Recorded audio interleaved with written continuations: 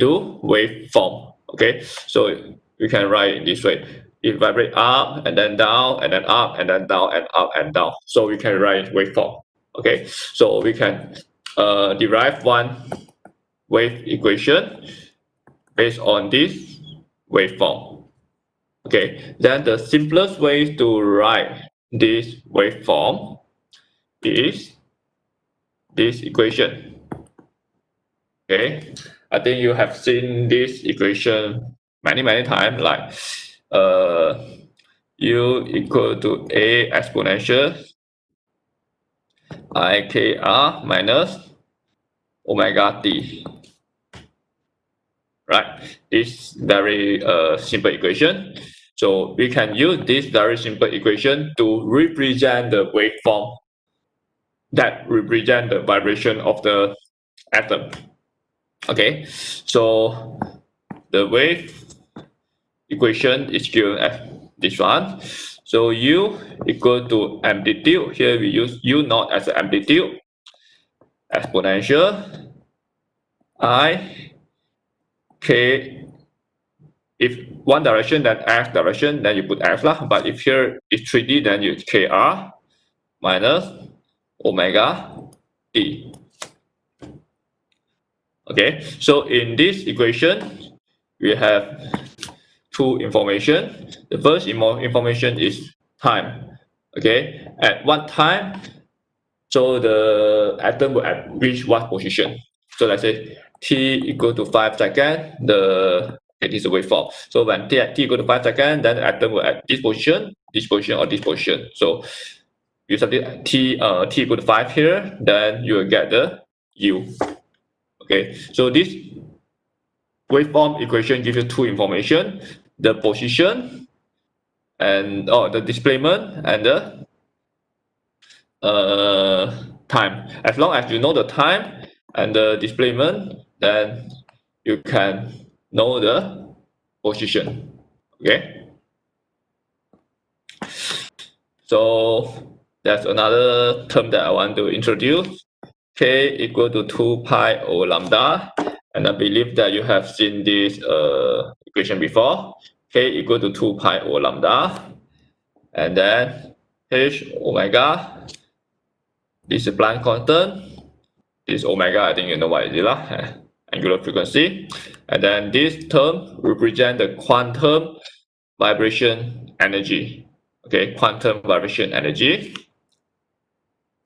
So if this is the wave vector, then you k equal to the wave vector. If the wave number, then k equal to wave number lah, whether it have it involve the direction or not. So now in this chapter, we will try to find the relationship between this k and this omega. We want to know k equal to unknown omega. What is the k proportional to omega, and then you know what is the relationship between k and omega. Okay, because omega represent the energy. We want to know how the wave relate to the energy, right? The h omega Planck, this is a constant, and then this omega, that you want to find the relationship between omega and k. So once we know the omega, then we're able to calculate the energy. Alright, right? Then so the relationship between omega and k, we call it dispersion relation. Okay, dispersion relation. And then or in other words, you want to know the interrelation of the wave property. Okay, you want to know how the omega change with the k. When we change the lambda, how the omega change for the lattice vibration. So there might be more questions that comes into your mind. The first one is that just now I said that you want to find the relationship between omega and k. Then you may ask, what control the omega and k relation? let's say omega equal to AK, then we know that the A actually controlling the omega and K. Once we change the A, then you can get a different omega. Once we change the A, you can get different K, right? So we want to know what is the relationship between omega and K and what control K and omega. And then just now I say that the atom or the lattice will vibrate based on the environment temperature, right? So we want to know what is the amplitude of the vibration and how does it relate to the environment temperature. Okay, so what are the issues involved in second quantization and what are phonon? Okay, you can look at this figure. And can you imagine that all these red dots are lattice point, and then all the lattice points are related by the chemical binding.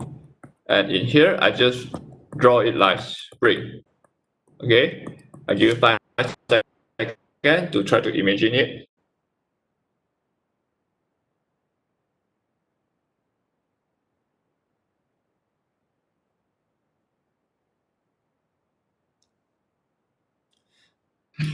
Okay, right. So you can just imagine that this is the cubic unit cell, corner,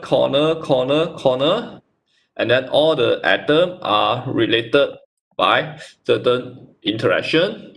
It could be ionic binding, it could be covalent, it could be metal, and so on and so on. Okay, and all this binding that you study in last chapter, you consider them as a spring. Okay, in this chapter. So the lattice vibration, we also call them phonon. Okay, and the lattice vibration are due to the thermal property of the crystal lattice. It means that the lattice vibrate because of the environment temperature. Without the environment temperature, the lattice will not vibrate because the lattice or the atom in the solid need energy to move. Okay, where they obtain the energy? They obtain the energy through the environment temperature. Okay, the temperature provide the energy for the lattice to vibrate and to move. The atoms are displaced with a very small distance. Okay, depending on the on the environment temperature, and the displacement are periodic. Okay, periodic. So let's say move left, move right, move left, move right. It won't move left, left, right, left, left, right. No, it is periodic. Left, right, left, right, left, right.